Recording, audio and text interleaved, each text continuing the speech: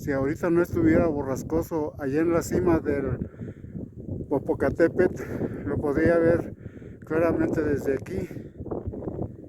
Estoy enfrente del Popocatépetl y parado en esto que viene siendo el Iztaccíhuatl.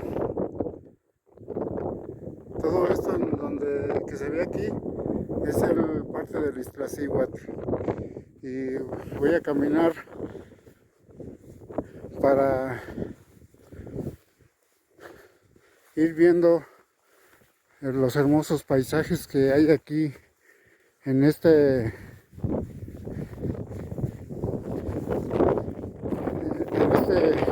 cerro, en estos cerros.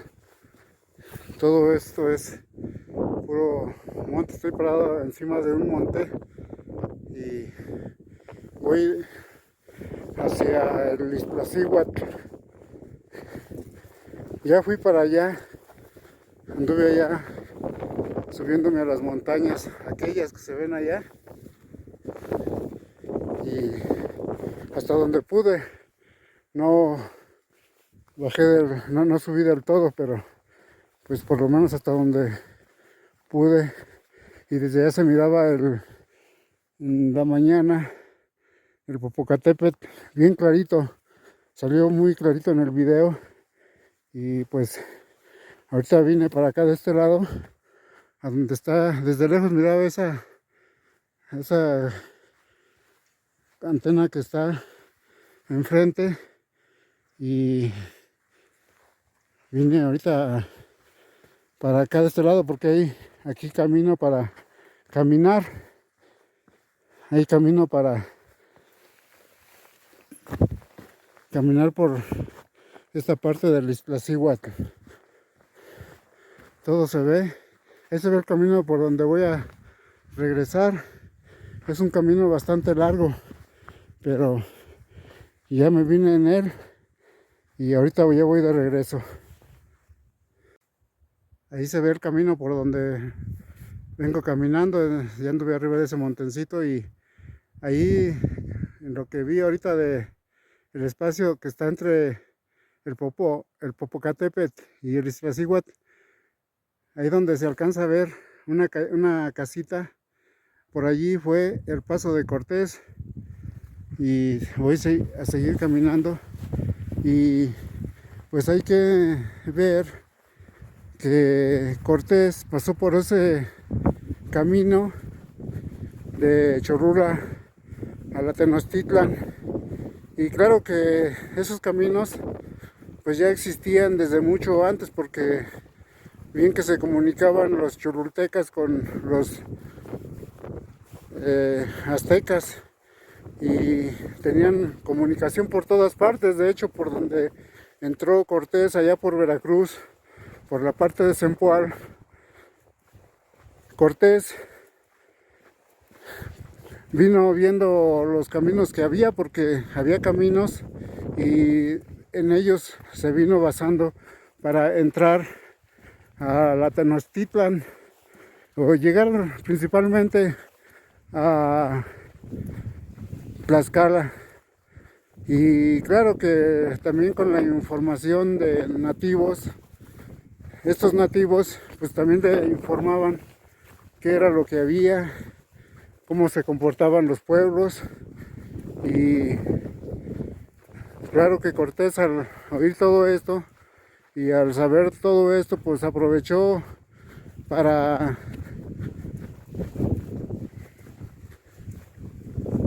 llegar hasta las tierras que estaban completamente pobladas.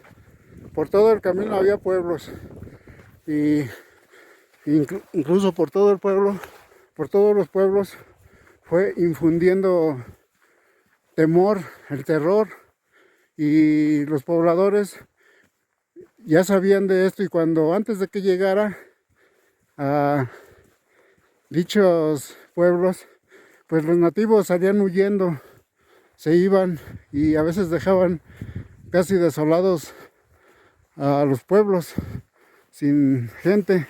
Nada más se quedaban pues los que no querían salirse de allí, y salían huyendo porque ya sabían la clase de personaje que venía entrando por las tierras,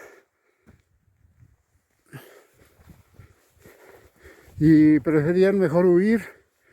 Y así fue hasta que llegaron a Tlaxcala.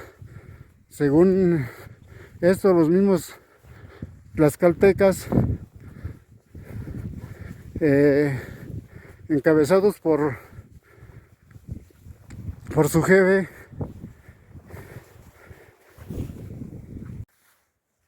capitán, fueron a hacerle frente a Cortés. Y Cortés, según él, pues nada más traía unos 800 soldados, mientras que el capitán tlaxcalteca tenía a su mando, según dice, cerca de 5,000. Y Cortés pues logró el triunfo, según él, con una ínfima cantidad de soldados. Él dice que 5,000 eran los de los tlaxcaltecas.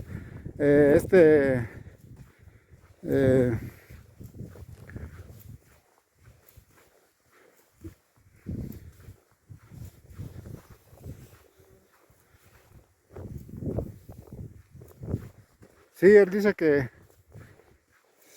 5,000 eran los tlaxcaltecas, pero Bernal Díaz del Castillo, él calcula que eran unos 50,000. El chiste es que ni siquiera se ponían de acuerdo cuánta gente era de uno y cuánta gente era de otro. El caso es que allí dice Cortés que fue una gran lucha feroz, donde, como quiera que sea, a pesar de la ínfima cantidad de hombres que Cortés tenía, ganó la batalla. Y así fue como fueron sometidos los tlaxcaltecas. Y al último, los guías, los capitanes, tuvieron que llevar a Cortés a Tlaxcala, a la ciudad de Tlaxcala, y allí le dieron alojamiento. Y ya estando allí establecido Cortés en Tlaxcala,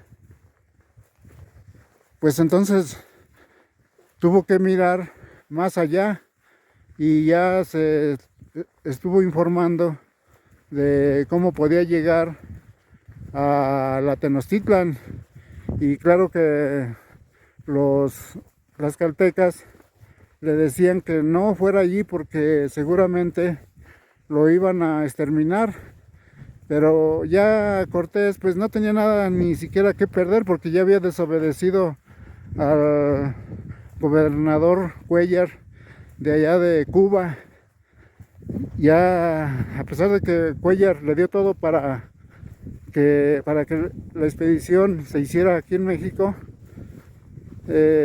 Cortés lo traicionó y decidió tomar el mando por su propia cuenta. Entonces ya la situación de Cortés estaba completamente empeorada, ya sin ningún para dónde salirse, porque ya el único que podía ayudarlo pues sería Cuéllar, Diego de Cuéllar, el gobernador de Cuba. Y pues ya no le quedaba otra. Y claro que Cortés pues ya sabía que iban a morir o iban a ganar, entonces ya no había de otra. Y le dijo Cortés a los jefes tlaxcaltecas que le prepararan las cosas, porque iba a pasar por Cholula, y los los tlaxcaltecas no querían que pasara por Cholula, porque los tlaxcaltecas ya se imaginaban la masacre que podría hacer allí en Cholula. Y así fue. Llegando a Cholula, exterminó a todos los señores de allí, hizo una carnicería tremenda, y por más que muchos señores le imploraron que protegiera sus vidas, que agarrara lo que quisiera, que se hiciera de lo que quisiera, pero que respetara sus vidas. Y Cortés lo que quería era hacer tormento y hacer ver que los aztecas debían también tener temor ante su llegada, y por tanto debían entregarle la ciudad a como diera lugar, cosa que pues así lo hizo. Al llegar a Cholula hizo una gran masacre y persiguió hasta el último señor que se fue a esconder a la pirámide de Cholula, a la pirámide que hoy está allí la Virgen de los Remedios en su templo. Esa iglesia está encima de la pirámide de Cholula, y ahí se fueron a esconder este señor con su gente, pero Cortés lo persiguió y le dio muerte. Entonces ya de allí decide ir a la Tenochtitlan, y es cuando cruza por el paso de Cortés por un camino real que los nativos tenían, y pues a él se le facilitó ahí pasar y pasó, y claro que no perdió la oportunidad también de subirse al volcán Popocatépetl a explorarlo, y vio que en el Popocatépetl había hasta la manera de conseguir pólvora, y allí lo exploró, se subió y como quiera ya supo lo que había, y desde allí miró a la gran Tenochtitlan en medio del agua, una ciudad blanca hermosamente embellecida que tenía 4 avenidas principales como bulevares encima del agua, y se sorprendieron tanto él como Bernal Díaz del Castillo que no pudieron negar su admiración de ver gran ciudad como no la había en Europa ni en todo el mundo, una ciudad maravillosa, una ciudad completamente maravillosa, donde la gente era muy limpia, gente que era muy trabajadora y también muy honesta. Y al pasar pues fue Cacamatzin allí a encontrarlo con sus ungüentos y con su humo de copal, su incienso, y Cortés, según él, para no poner en duda su existencia ni su alma de estar ahí, a veces hasta embrujado, decidió no dejarse ahumar por el copal que los aztecas le brindaban. Y Cacamatzin pues lo fue a encontrar. Cacamatzin era sobrino de Moctezuma. Cacamatzin era el gobernador de Texcoco y fue mandado por Moctezuma a encontrar allá a los recién llegados. Buenos días.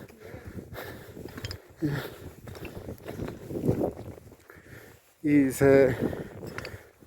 pues él fue el que los condujo por los caminos hacia Tenochtitlan, y allí fue donde Cortés pues se maravilló todavía más, porque en su paso había multitudes de habitantes en canoas viendo su paso.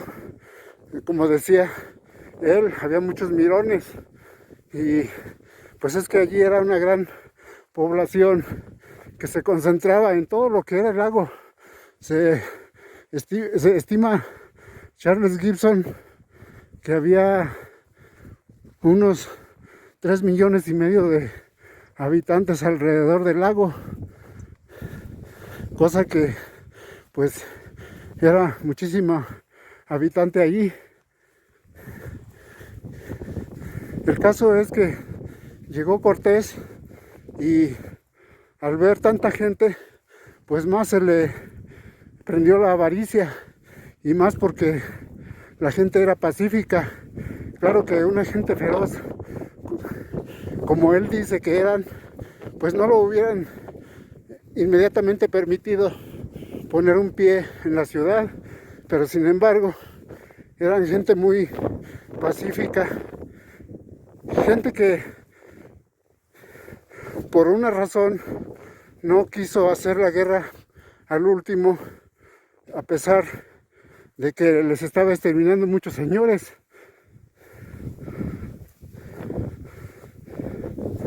Y Cortés y toda su gavilla hicieron eso porque veían a la gente que era muy pacífica, y claro, pues la gente no era feroz, no tenían esa tendencia. Si feroz hubieran sido, si los pueblos mesoamericanos hubieran sido feroces, tengan por seguro que siempre que estarían en constantes guerras por el dominio de unos sobre de otros. Pero en lo que se puede notar que eso que decía Cortés de que eran gente feroz, pues no tenía ningún sentido, no era cierto. ¿Por qué? Simplemente porque a través de los milenios de años los americanos nunca desarrollaron armamento como lo hicieron los europeos o los asiáticos o los persas, porque no tenían necesidad de andar haciendo guerras, y las armas que tenían más que nada eran para protegerse de los animales, porque como había caravanas pasaban de un lado a otro, y en ocasiones salían animales feroces en los caminos, y los soldados pues estaban diestros para proteger a los caravanistas de todos esos animales salvajes, y era con lo que los podían controlar, pero nunca desarrollaron armas, porque es cierto, cuando hay luchas constantes de un pueblo contra otro, aunque no quieran los pueblos, tienen que buscar la manera de ser más fuertes que los otros, y desarrollan principalmente las armas para poderse defender de otro pueblo que ya tiene armas más desarrolladas. Era una competencia, o como se dio en Europa, era una gran competencia por desarrollar las armas para poderse defender y para poder dominarse unos contra otros. Esa es la realidad. Pero claro que los aztecas, pues desde que llegó Cortés, no, adiós, cuando llegó Cortés, pues no tenían armas desarrolladas, tenían puras armas rudimentarias. De hecho, ni siquiera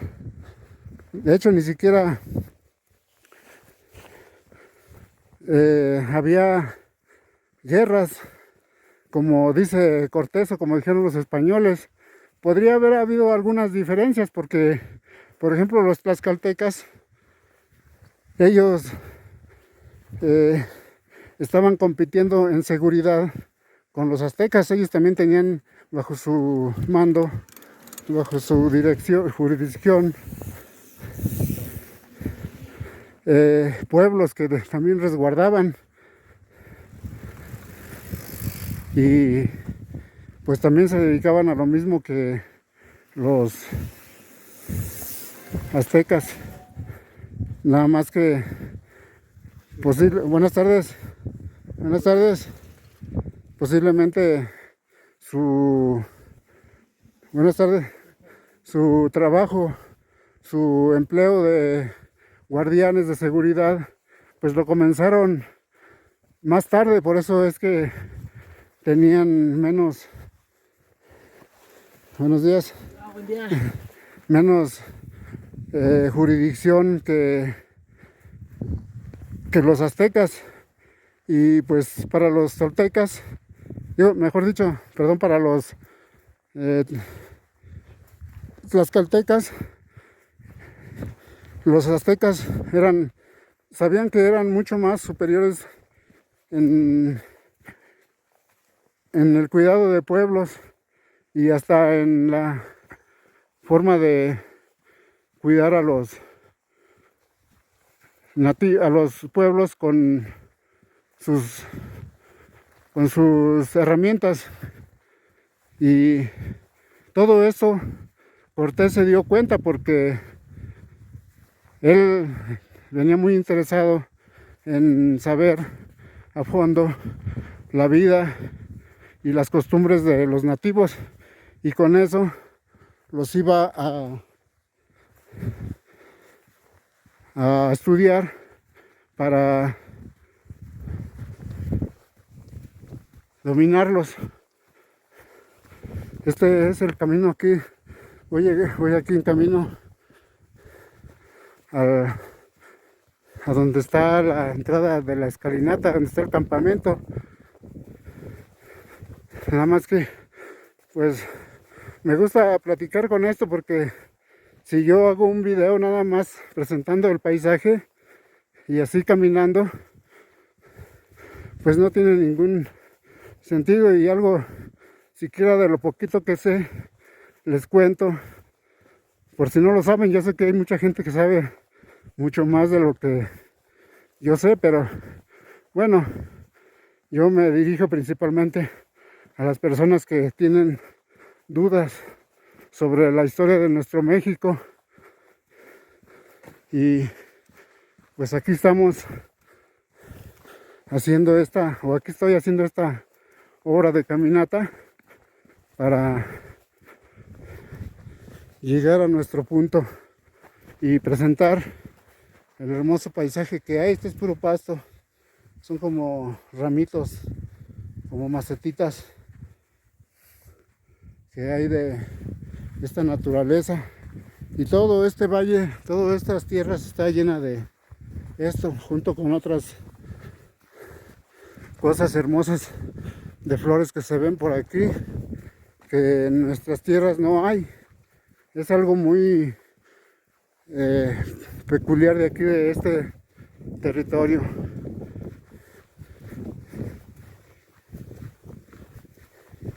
Y aquí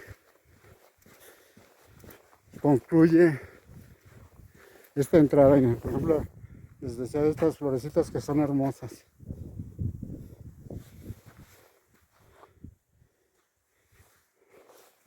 Y así hay muchas plantitas extrañas que ni siquiera conocemos. Y ahí está el campamento, en donde llegan los alpinistas y luego ya se suben allá ahorita ya no se ve porque tiene mucha nubosidad. Se suben allá arriba hasta la punta hasta la punta más alta. Yo subí, pero subí apenas como en la parte que está allá de aquel lado, en la que se ve en medio más bajita, que sí se le batalla porque son puntos o caminos muy escarpados. Sí se cansa, pero bueno, hice este video para divertir y además pues hacer gozar del paisaje, sobre todo del paisaje del Iztaccíhuatl.